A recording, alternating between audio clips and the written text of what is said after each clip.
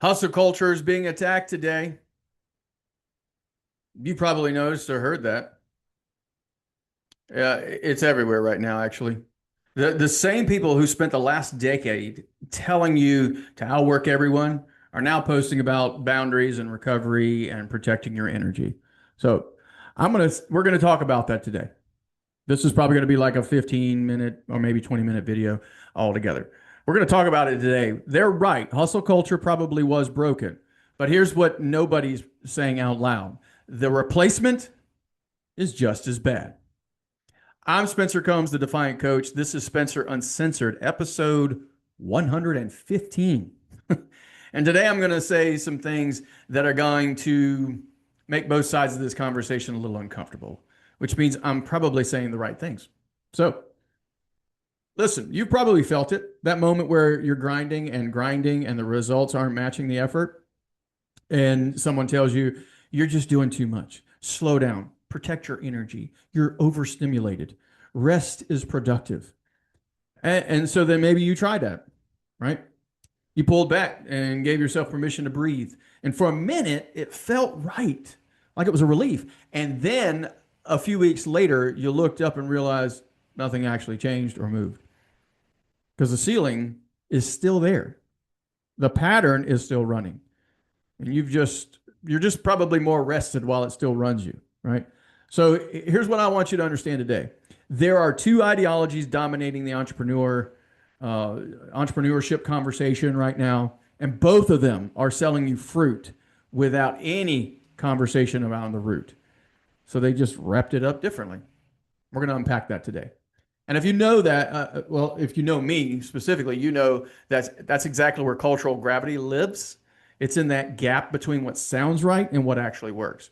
So let's talk about the hustle culture first. Let's get to this. I will get to the anti-hustle discussion in a minute because I want to be fair to the hustle culture first before I throw the rocks. Right?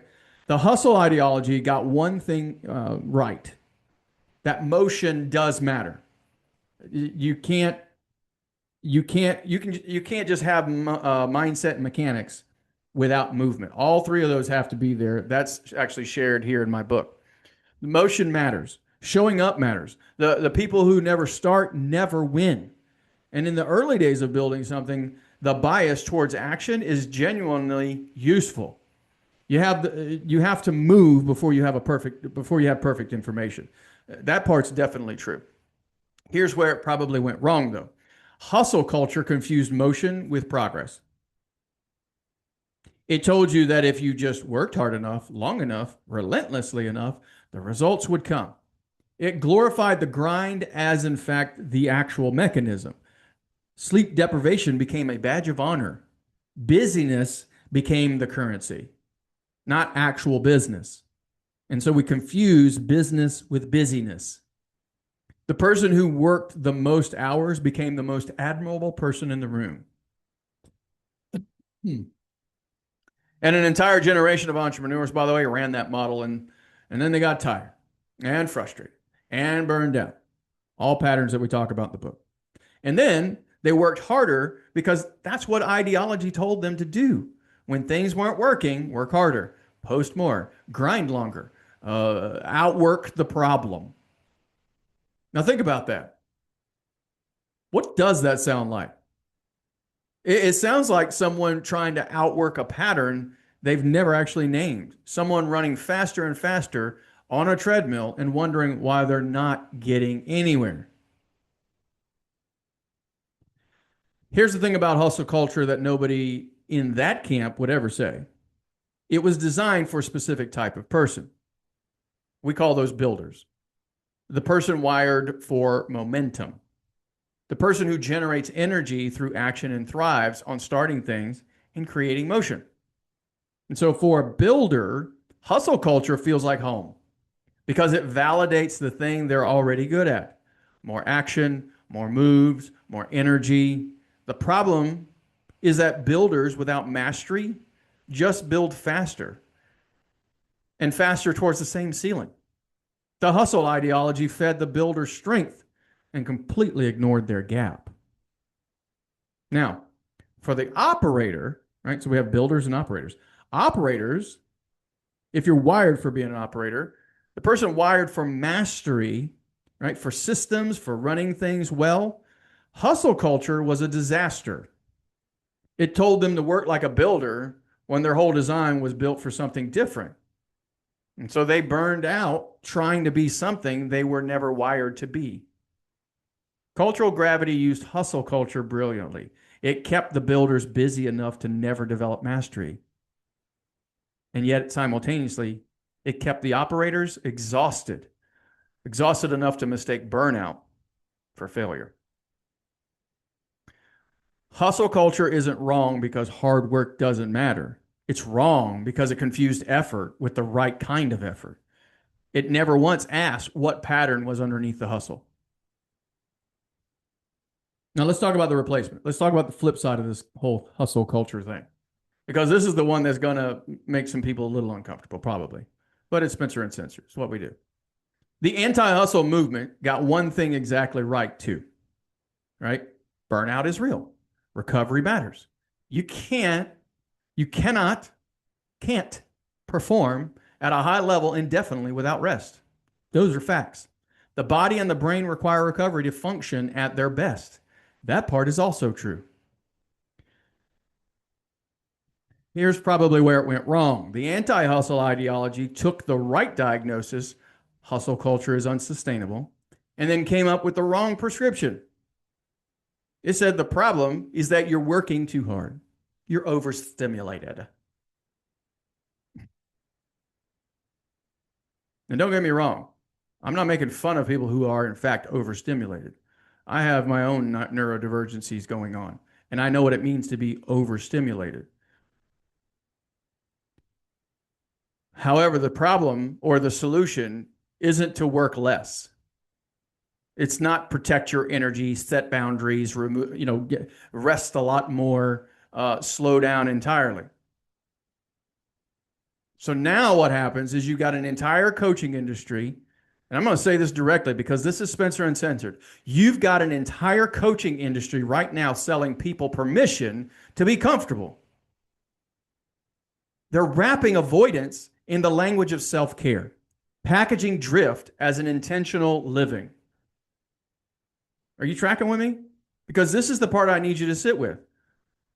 Cultural gravity doesn't need you grinding to win. It doesn't need you exhausted or burned out or running on 4 hours of sleep. It just needs you to be comfortable.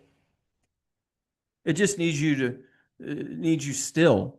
Because a comfortable person is a drifting person. And a drifting person is exactly where cultural gravity wants you. The anti-hustle movement was built for the operator. So where hustle was built for the builder, anti-hustle is really resonating with the operators. The person wired for mastery. The person who already has great systems, runs a tight ship, optimizes everything they touch. For an operator, rest and recovery and protection of systems feels like home. They're comfortable because it validates what they're already good at. The problem with all that is that operators without momentum doesn't actually move the needle. They maintain what they have. They perfect what already works. And they use that language of self-care to avoid the scary decisions that would actually change their trajectory. Right? The anti-hustle ideology fed the operator's strength and then completely ignored their gap. I'm just telling you, you cannot outrest. You can't outrest a pattern any more than you can outwork one. Cultural gravity doesn't care which direction it moves you. It just needs you away from the roots. And some of you are going to hear this and think, but Spencer, rest really is important. I'm going to agree with you. Rest is, in fact, important. And rest is not the same thing as drift. There's a massive difference between intentional recovery that makes your root work better and then comfortable avoidance that uses the language of rest to justify not doing the hard thing. So here's the thing.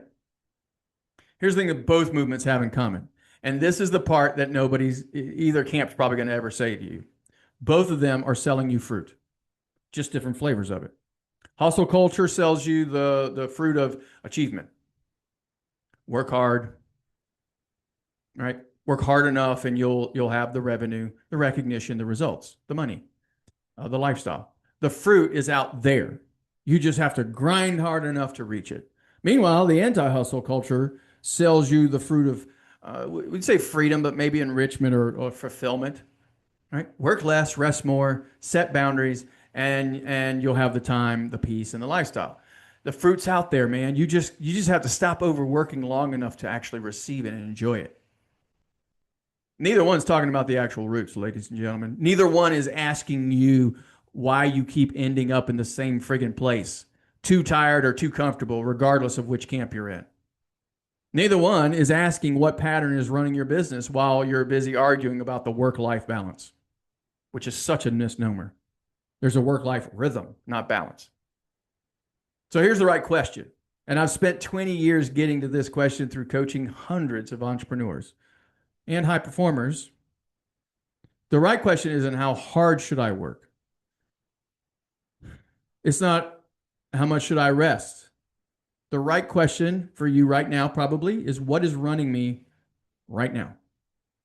What pattern has been making decisions in my business, in my relationships, in my daily choices without my knowledge or even permission?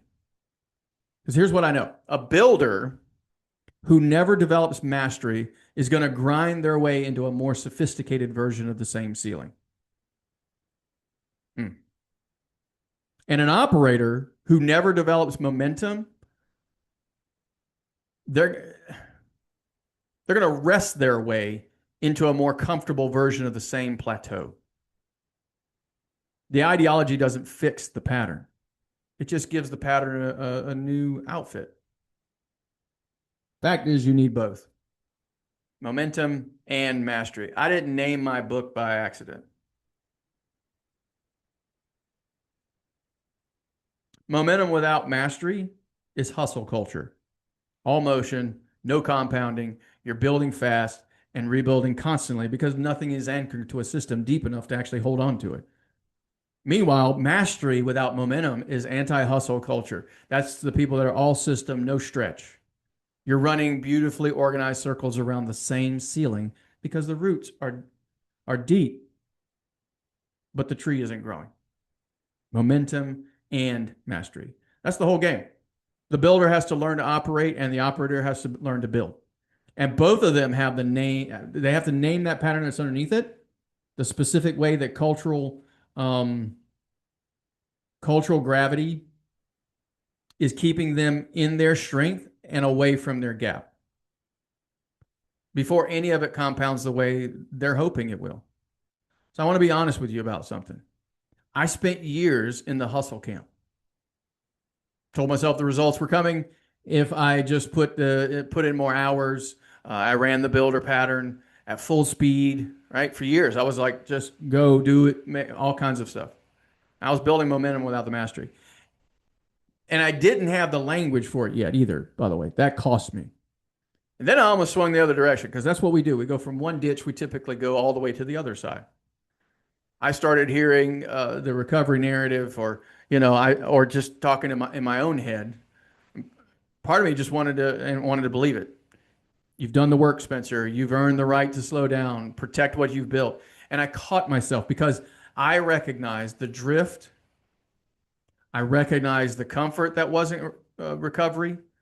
It was avoidance, and it was wearing the right language. The defiant life isn't about working more or working less.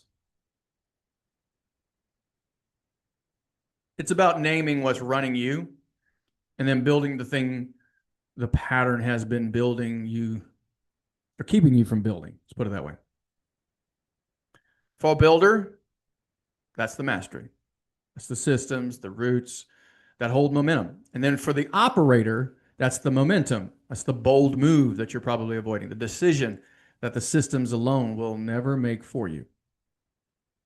So here's what I want you to hear right now. Whatever camp you might be in or you've self-identified in, whether you've been grinding yourself into the ground or recovering yourself into a drift, the pattern underneath is still there. It's waiting. It's running the show, completely unbothered by how hard you worked or how well you've rested. It doesn't care. Because cultural gravity doesn't take days off, by the way. It doesn't respect hustle and it doesn't reward rest. It just keeps pulling. It keeps pulling towards the average, towards what's familiar and comfortable, toward the version of you that fits the expectations of the environment around you. The defiant answer, and I mean this with everything I have, is not to pick a side in the argument. It's to name the pattern running you inside whichever side you've been on, and then build the thing the pattern has been keeping you from. Some people are going to watch this and keep grinding. Some of you are going to probably watch this and keep recovering. And that's cultural gravity doing exactly what it does, using your existing pattern to filter out the message that would actually change something. I know that, and I'm saying it anyway. Here's the question that I would love for you to carry with you throughout this week. Which camp have you been in, hustle or anti-hustle, and what has that camp been protecting you from, like kept you from having to do, really? Because the camp you're in almost always protects the pattern you're running. The builder stays in hustle because mastery feels slow. And then the operator stays in anti-hustle because momentum feels risky. Cultural gravity keeps both of them exactly where they are. Momentum and mastery. You need both. The book is built around both, by the way. If you want to understand which side of that equation your pattern has been keeping you from and what it would look like to actually develop the missing half, go grab a copy at momentumandmastery.com. Everything we talked about today lives in that book in detail. And if you want to know which pattern is running you right now, whether it's builder or operator, qualified champion, or somewhere on the way there, go take the Defiant Assessment at unshakablesecrets.com. It's 3 to 5 minutes. It will show you exactly where cultural gravity has the most leverage over your conversation about work and rest. Subscribe right now if you haven't yet here on the channel. Hit the button below because next week we keep going deeper. So next pattern work, or new pattern work, if you will, real talk, no fluff from either side of this argument. I'm Spencer Combs, the Defiant Coach. Stay defiant, and I'll see you next Wednesday.